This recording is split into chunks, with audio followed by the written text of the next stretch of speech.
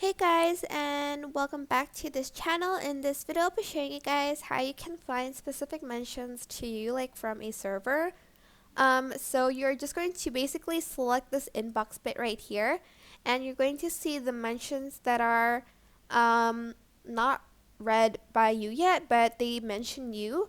It can be like a personal one, or like they can mention everyone and you'll be included, as well as roles. Like if you're in like a Valorant role, you're going to be tagged, but you can filter it by pressing the filter button here and unchecking include at everyone mentions, and it's going to show you the message that mentions you and you haven't read it yet, so you can jump to the like message here and it will open up the notification tab, and you can also like close it if you don't want to like see it anymore, maybe like you've read it.